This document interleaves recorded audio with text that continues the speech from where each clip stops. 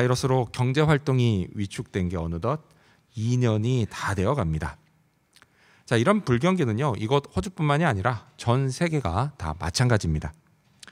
자, 지금 모든 나라들이요, 다 먹고 사는 문제로 어려움을 겪고 있습니다.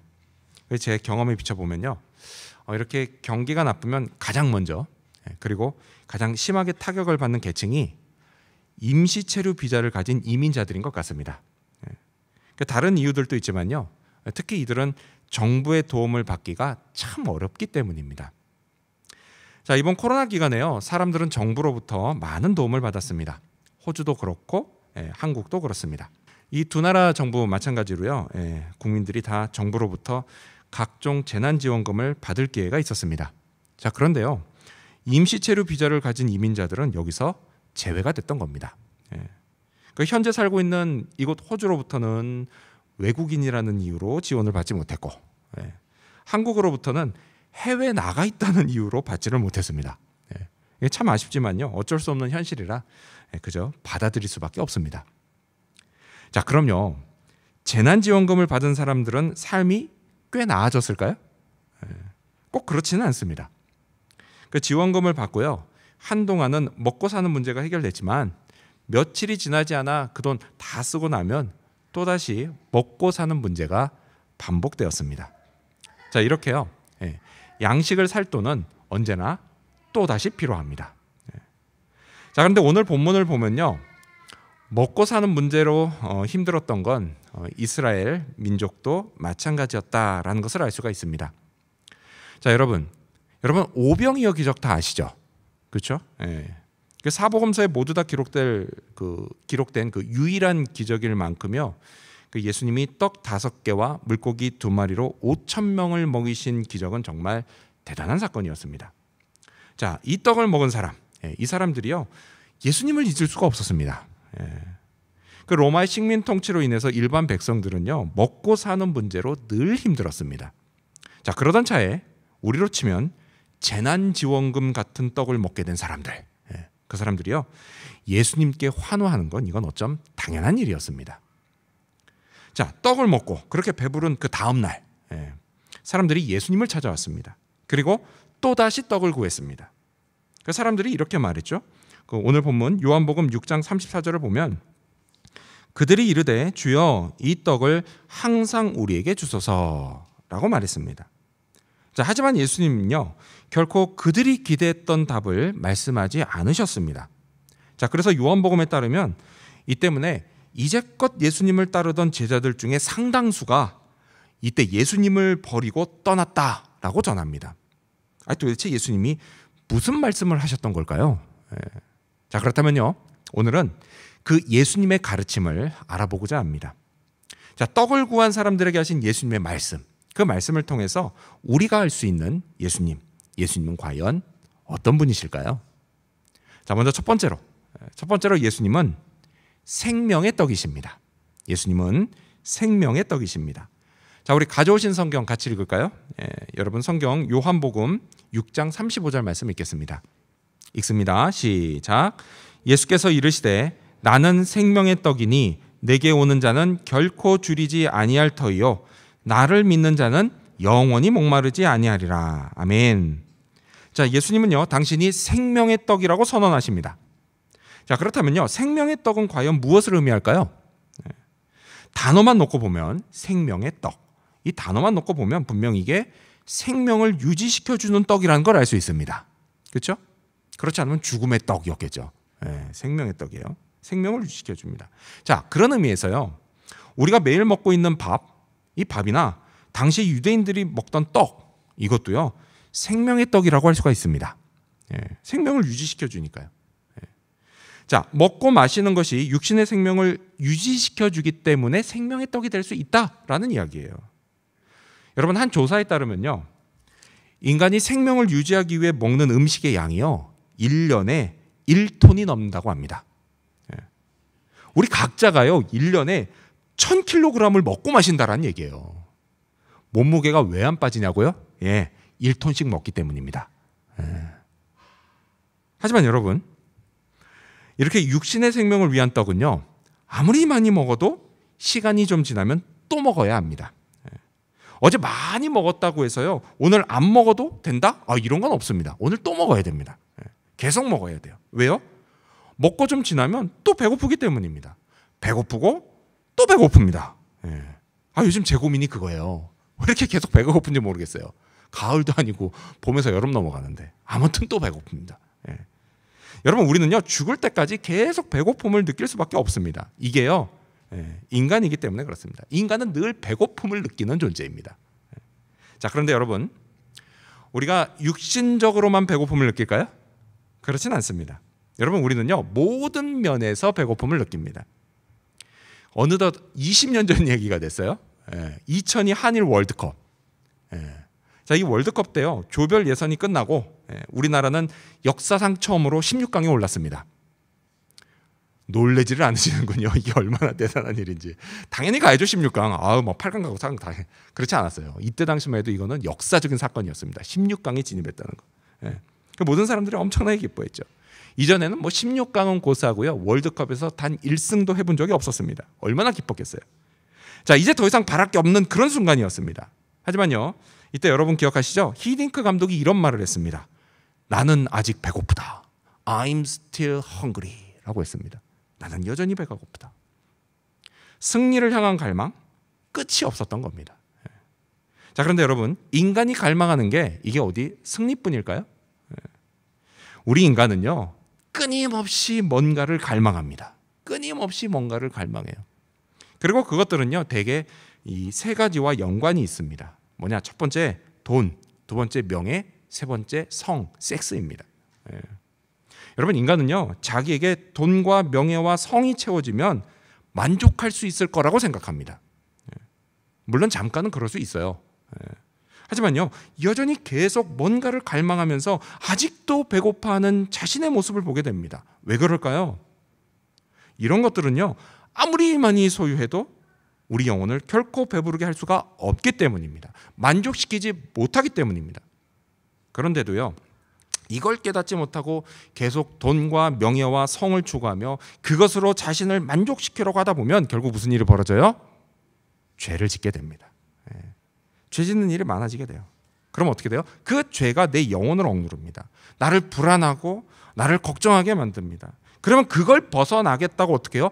똑같이 또다시 그것을 추구합니다. 그럼 계속 악순환이 어떻게 돼요? 반복되는 겁니다. 계속 반복됩니다. 하지만 여러분 예수님이 말씀하신 생명의 떡은 다릅니다. 예수님이요 이렇게 선언하십니다. 우리 스크린 보시면서 다시 읽어볼까요? 요한복음 6장 35절입니다. 시작. 예수께서 이르시되 나는 생명의 떡이니 내게 오는 자는 결코 줄이지 아니할 터이요 나를 믿는 자는 영원히 목마르지 아니하리라. 아멘. 여러분 주님은요 이 떡이요 그걸 먹는 사람은 결코 배고프지도 않고 또 영원히 목마르지도 않는 그런 떡이다 라고 말씀하십니다. 이 생명의 떡이 누구예요? 바로 예수님이십니다. 예수님이세요. 그리고 이 떡을 먹는 방법은 간단합니다.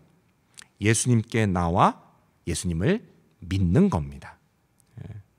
그러면요 그 사람은 결코 배고프지도 목마르지도 않게 됩니다. 물론 그렇다고 해서요 뭐 육신이 배고프지도 목마르지도 않게 된다 이런 건 아닙니다. 왜냐면요 이 생명의 떡은 영혼을 배부르게 하고 또 갈망을 채워주는 떡이기 때문입니다. 자, 그러면 어떤 사람은요 그게 뭐가 좋냐 이렇게 말합니다. 그게 뭐가 좋아? 그것보다는 돈으로 값을 매길 수 있는 먹는 떡이 생기는 게 더 좋아 이렇게 말합니다. 자, 하지만 여러분 예수님의 생명의 떡은요 그걸 값으로 치면 우리가 평생 입으로 먹는 떡보다 훨씬 비쌉니다. 앞서 말씀드린 것처럼요 우리가 생명을 유지하려고 1년에 얼마를 먹는다고요? 약 1톤을 먹습니다. 진짜 그런지 생각해 봤거든요. 한 끼에 3kg, 2.5kg, 3kg 생각하면 진짜 1년이면 1톤을 먹더라고요. 자, 1톤을 먹어요. 근데 1년만 먹고 끝나는 게 아니죠. 뭐 90평생으로 잡죠. 90평생 산다고 하면 평생 우리가 90톤을 먹습니다. 이걸 돈으로 바꾸면요 엄청난 금액이에요. 하지만 여러분 예수님이 주시는 떡은요 단 90년이 아니라 영원히 배부르게 하는 떡입니다. 자, 이 두 가지 곧 90년치의 가치와 영원한 가치 이 둘 중에 어떤 게 더 비싸겠습니까? 당연히 영원한 게 훨씬 더 비쌉니다. 자, 그렇다면 여러분은 어떤 걸 선택하시겠습니까? 돈으로 상징되는 입에 들어가는 떡입니까? 아니면 생명의 떡이신 예수님입니까? 그래도 여전히요, 입에 들어가는 떡을 선택하는 사람이 있습니다. 있어요. 하지만 예수님은요, 그걸 약속하지 않으셨습니다. 그래서요, 처음에 그걸 기대하고 예수님 따라갔다가 그게 아니라는 걸 알게 되자 곧 실망하고 예수님을 버린 제자들이 많았습니다. 그들은요, 생명의 떡이신 예수님의 진짜 가치를 알아보지 못했던 겁니다. 하지만요, 가치를 알아보는 사람은 다릅니다. 당연히 영원한 떡이신 예수님을 선택합니다. 바로요, 오늘 저와 여러분이 그들인 줄로 믿습니다.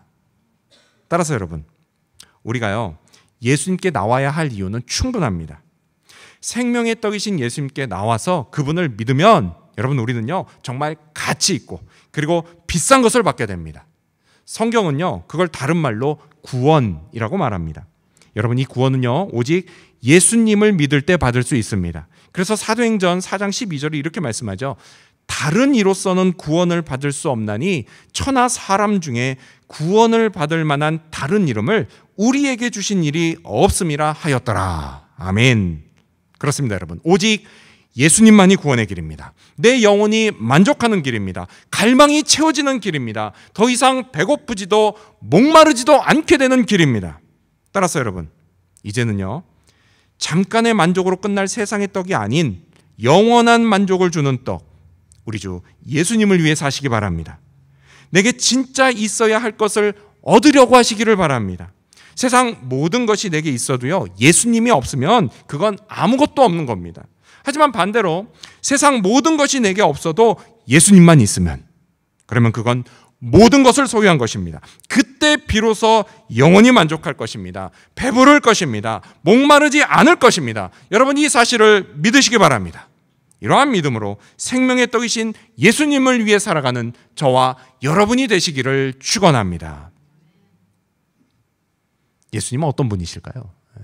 두 번째로 예수님은 받아주십니다.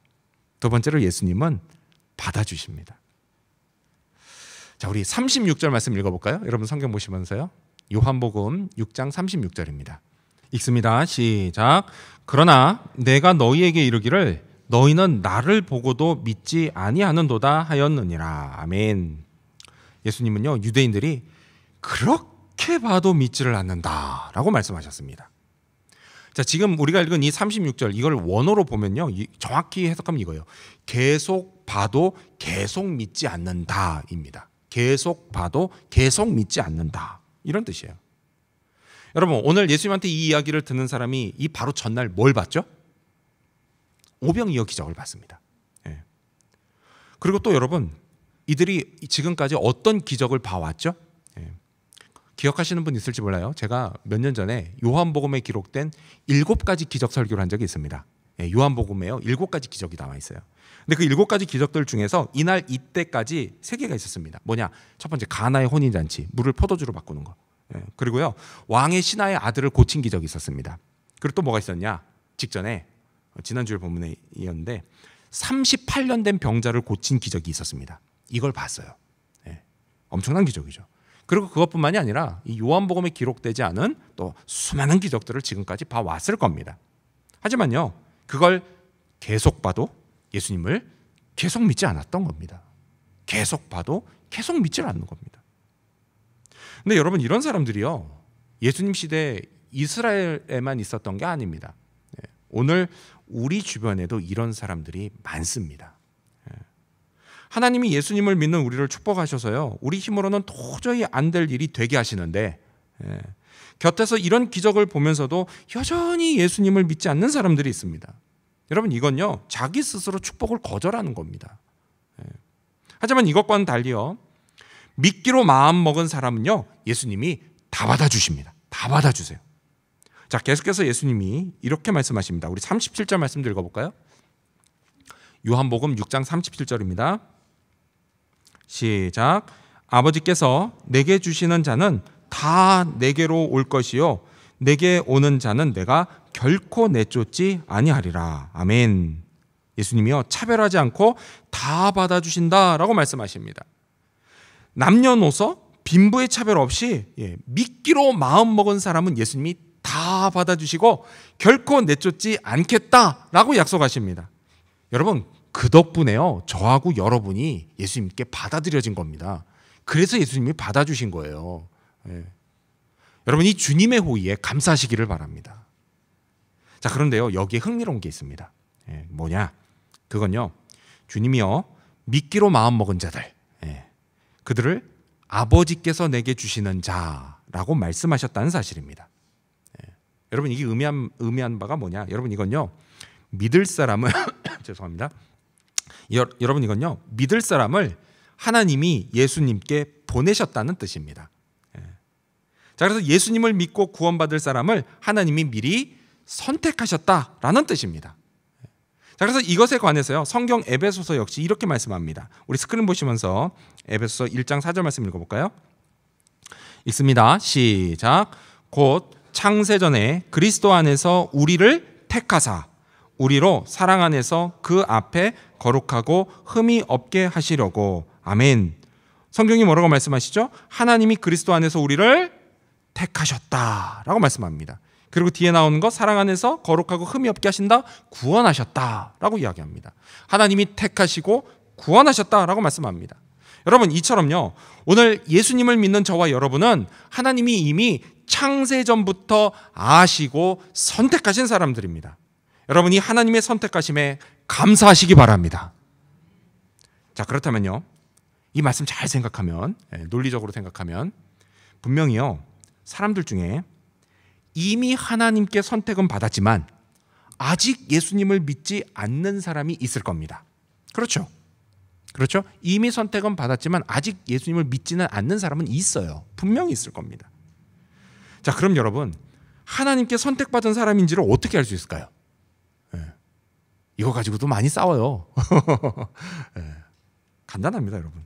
여러분, 하나님은요, 아주 예외적인 경우, 진짜 아주 예외적인 경우를 제외하고요, 누가 스스로 그냥 갑자기 예수님을 믿게 하지는 않으십니다. 선택하신 그 사람이요, 믿을 수 있게 주변에 먼저 믿은 사람을 붙이십니다. 그렇게 예수님을 알게 하시고요, 복음을 듣게 하십니다. 또요, 하나님의 말씀을 듣게 하십니다. 자, 때로는요, 또 이런 것도 있죠. 그 사람을 위해서 주변 사람들이 중보기도를 합니다. 근데 그 중보기도를 응답하셔서 그 사람이 도저히 믿지 않으면 안 될 만큼 확실한 증거를 보여주시기도 하십니다. 자, 그럼 여러분, 이렇게 이미 선택은 받았지만 아직 믿지는 않는 사람, 그 사람이 어디에 있을까요? 그 사람은요, 내 친구들 중에 있을 수도 있고요, 우리 가족 중에 있을 수도 있습니다. 또요, 교회 안에도 있을 수 있어요. 교회 출석은 하지만 아직 예수님을 나의 구원자와 주인으로 믿지는 않는 사람입니다. 이런 사람은요, 어느 교회든지 있습니다. 여러분, 이거 전혀 이상한 거 아니에요. 이상하게 생각하지 마세요. 자, 그럼 이런 사람은 어떻게 해야 하죠? 얼른 믿어야 합니다. 얼른 믿어야 돼요. 믿어야 돼요. 근데 그런데도 믿지 않고 버틴다? 그럼 여러분, 결국 그건 자기만 손해입니다. 자기만 손해. 남자하고 여자가 이제 본격적으로 사귀기 전에 이제 밀당한다 그러죠. 요즘 뭐 썸 탄다 이런 표현도 쓰던데, 이 밀당하는 건 이건 재밌기라도 하죠. 그렇죠? 하지만요, 하나님과 밀당하면 이건 본인만 힘들어집니다. 여러분, 세상에요, 하나님의 의지를 꺾을 수 있을 만큼 센 사람이 없습니다. 없어요. 이제껏 역사 이래로요, 하나님께 끝까지 버틴 사람은 아무도 없습니다. 우리를 구원하시는 하나님의 사랑, 그 사랑은요, 많은 사람들이 간증하는 것처럼 우리를 때려서라도 우리가 예수님을 믿게 만듭니다. 우리가요, 아무리 버텨도요, 하나님은 결코 포기하지 않으십니다. 여러분, 사랑하는 자식을 포기하는 부모가 있습니까? 없어요. 말로는 그렇게 해도요, 속으로는 절대 포기 안 합니다. 근데 여러분, 하나님도 마찬가지세요. 우리 하늘 아버지도 마찬가지세요. 우리를 결코 포기하지 않으십니다. 그러니까요, 버티면서 고생하시지 마시고 하나님의 손길을 깨닫는 순간 곧바로 예수님을 믿으시기 바랍니다. 우리를 구원하시려는 이 하나님의 사랑, 이 사랑이 얼마나 큰지 아십니까? 당신의 독생자의 목숨을 내어주실 만큼 압도적으로 큽니다. 이 사랑에 붙들린 사람, 여러분 그 사람이요 진짜 축복받은 사람입니다. 일평생 하나님의 사랑이 부어지고요, 그리고 은혜와 도우심이 끊이지를 않기 때문입니다. 또요 영원한 생명을 누리기 때문입니다. 오늘 예수님을 믿는 저와 여러분이 바로 이 축복받은 사람이라는 사실을 믿으시기 바랍니다. 이렇게 인간의 구원은요 하나님의 선택에서 비롯되었습니다. 자, 이와 함께요 우리는 동시에 구원에는 인간의 책임이 따른다는 사실도 알아야 합니다. 자, 그래서 예수님은요 내게 오는 자라고 말씀하셨던 겁니다. 무슨 얘기예요? 즉 인간 편에서 예수님께 나와서 믿기로 결심하는 결단이 있어야 한다라는 것입니다. 예수의 이름을 부르며 예수님께 나와야 합니다. 예수님을 믿어야 합니다. 성경이요 이렇게 선포합니다. 로마서 10장 13절 말씀을 보면 누구든지 주의 이름을 부르는 자는 구원을 받으리라. 아멘. 그렇습니다, 여러분. 누구든지 믿음으로 주의 이름을 부르면 성령께서 도와주십니다. 믿을 수 있게 해 주십니다. 예수님께로 인도해 주십니다. 그리고 예수님이 맞이해 주십니다. 외면하지 않으십니다. 그의 사회적 지위요? 그게 어떠하든지 전혀 상관하지 않으시고, 또한 돈이 많고 적으며 또 많이 배웠든 못 배웠든요 이런 거 전혀 상관하지 않으시고, 그리고 심지어요 이전에 무슨 죄를 지었든지 그것조차 전혀 상관하지 않으시고 다 받아주십니다. 다 받아주십니다. 다 품어주십니다. 결코 내쫓지를 않으십니다. 여러분 이 사실을 믿으시기 바랍니다. 이 예수님의 사랑에 감사하며 예수님의 넓은 품에 안기시기를 바랍니다. 또요 나를 선택해 구원해 주신 하나님께도 감사하시기를 바랍니다. 그리고 내가 결단하고 믿을 수 있게 하신 성령께도 감사하시기를 바랍니다. 다시 한번 기억하십시오, 여러분. 예수님은 다 받아주십니다. 이 사실을 기억하며 예수님께 나아가는 저와 여러분이 되시기를 축원합니다. 예수님은 어떤 분이실까요? 마지막 세 번째로 예수님은 책임져 주십니다. 마지막 세 번째로 예수님은 책임져 주십니다. 자, 오늘 본문을 보면요 예수님은 아버지 하나님의 뜻을 행하기 위해 하늘에서 내려왔다라고 말씀을 하십니다. 자, 그리고요 그 하나님의 뜻이 무엇인지 말씀하십니다. 우리 39절 말씀, 여러분 성경 보시면서 같이 읽어볼까요? 요한복음 6장 39절입니다. 읽습니다. 시작. 나를 보내신 이의 뜻은 내게 주신 자 중에 내가 하나도 잃어버리지 아니하고 마지막 날에 다시 살리는 이것이니라. 아멘. 주님이 말씀하신 하나님의 뜻이 뭐라고요? 먼저 주님이 재림하시고 이 땅에 예수님이 다시 오시고, 그리고 우리 모두가 부활하는 그 세상 마지막 날까지 우리를 단 한 명도 잃어버리지 않는 것입니다. 이렇게요 구원받은 우리의 인생을 예수님이 책임져 주십니다. 정말일까요? 여러분 그렇게 믿으세요? 정말일까요? 정말입니다. 예수님이 책임져 주십니다. 사실요 여러분 생각해 보세요. 우리 인생은요 누구도 책임져 주지 못합니다. 자기도 자기 인생을 책임지지 못하는데요 누가 내 인생을 어떻게 책임져 줄 수가 있습니까? 그렇죠? 주변에 보면요 오빠만 믿어, 오빠가 다 책임져 줄게, 이 말 하나만 믿고 결혼했다가 나중에 분통 터뜨리시는 여자분들이 종종 있습니다. 오빠만 믿어, 오빠가 책임질게. 그런 분들이 계세요. 그렇지 않죠, 여러분. 책임 못 집니다. 남편도요, 아내도요, 결코 내 인생을 책임져 주지 못합니다. 이건요, 부모님도 마찬가지예요. 부모님도 책임 못 져줘요. 하지만 여러분, 예수님은 책임져 주십니다. 여러분 혹시요, 인생이 괴롭다고 느껴지십니까?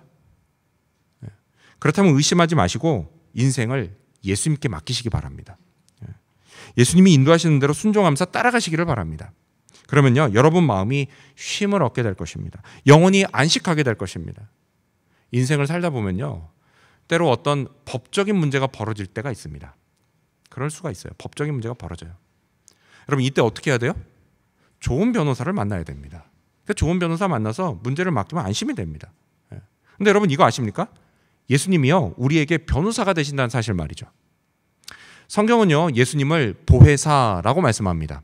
그랬더니 어떤 분이 아유 목사님 보혜사는 성령님이죠 이렇게 이야기하시는데요. 성경 잘 읽으셔야 돼요. 성령은 또 다른 보혜사입니다. 예, 성경에 그렇게 기록되어 있어요. 또 다른 보혜사. 그러니까 오리지널 보혜사가 누구예요? 예수님이에요. 예수님. 예. 근데 이 보혜사가 헬라어로 파라클레토스라는 단어예요. 근데 여러분, 이 파라클레토스가 여러 가지 뜻을 가지고 있습니다. 원래.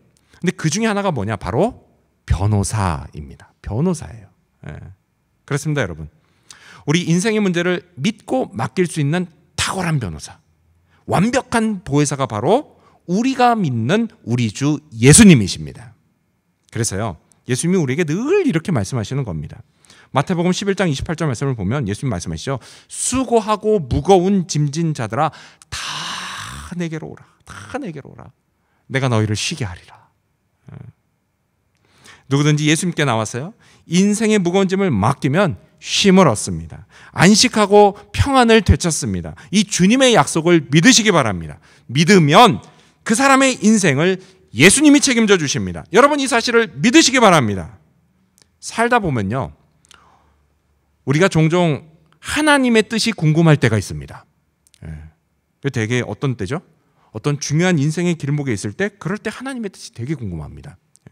그래서 그게 뭐 직장이나 뭐 이사 갈 집을 선택하는 문제일 수도 있고요. 그리고 학생들은 뭐 진학이나 또 직업의 문제일 수도 있습니다. 또 청춘 남녀들은 지금 사귀고 있는 이 사람이 진짜 내가 결혼할 결혼 상대자인가? 그게 맞나? 이걸 놓고 하나님의 뜻을 궁금해하기도 합니다. 자, 그러다 보니까요, 저는 목사님, 이 둘 중에 어떤 게 하나님의 뜻일까요? 라고 하는 질문을 많이 받습니다. 근데 사실요, 어떤 때는 정말 답하기 어려울 때가 있습니다. 왜냐하면요, 제게 물어보시는 분에게는요, 그게 인생이 걸린 매우 중요한 질문이기 때문입니다. 쉽게 답을 못합니다. 이럴 때는요, 정말 기도가 많이 필요하고요. 그리고 또 하나님의 뜻이 분명해질 죄송합니다. 하나님의 뜻이 분명해질 때까지 참고 인내해야 할 필요가 있습니다. 자, 이렇게 인생의 갈림길에서 어떤 걸 선택하는 게 하나님의 뜻인지 그건 잘 모를 수가 있어요. 그렇긴 하지만 이와는 달리요, 우리 인생 전체에 관해서, 전체에 관한 하나님의 뜻은 어렵지 않고 매우 분명합니다. 여러분, 그건요, 우리가 영생을 누리며 사는 것입니다. 예수님은요, 하나님의 뜻을 또 이렇게 말씀하십니다. 우리 40절 말씀 같이 읽어볼까요? 시작. 내 아버지의 뜻은 아들을 보고 믿는 자마다 영생을 얻는 이것이니 마지막 날에 내가 이를 다시 살리리라 하시니라. 아멘. 하나님의 뜻이 뭐라고요? 우리의 영생입니다. 영원한 생명이에요. 우리가 영원한 생명을 얻고 그걸 누리면서 사는 겁니다. 그래서 이를 위해서 예수님이 생명의 떡으로 우리에게 오셨습니다. 근데 여러분, 여기서 우리가 주의해야 할 게 있어요. 그게 뭐냐?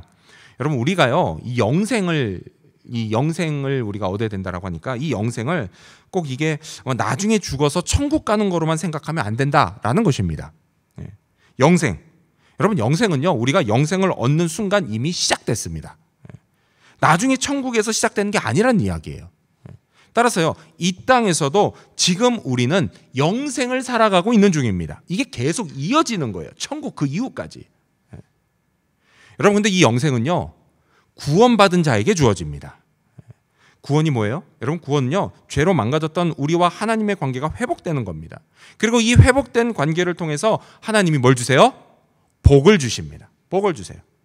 능력도 주시고 지혜도 주십니다. 이 회복된 관계를 통해서 위로도 주시고 사랑도 주십니다. 그리고 그것으로 기적을 베풀기도 하십니다. 그렇게요, 영생을 살아가는 우리를 하나님이 돌봐주십니다. 잊지 마십시오, 여러분. 우리 주 예수님이요, 우리 인생을 책임져 주십니다. 어떤 어려움이 찾아와도 구해 주십니다. 어떤 상황에서도 엎드려 기도하는 우리를 이끌어 주십니다. 그러니 여러분, 인생을 너무 걱정하지 마시고 다 받아주시는 예수님께 맡기시기를 바랍니다. 매일이요, 하나님의 말씀에 순종하며 사시기를 바랍니다. 그러면 마지막 날까지, 끝까지 나와 함께 하시면서 내게 능력을 베푸시는 우리 주님을 체험하게 될 것입니다. 여러분, 이 사실을 굳게 믿으시기 바랍니다. 이러한 믿음으로 생명의 떡이신 예수님께 나와서 하나님이 주시는 영생의 축복을 누리며 살게 되는 저와 여러분 그리고 우리 지구촌 교회 모든 성도님들이 되시기를 주님의 이름으로 축원합니다. 기도하겠습니다.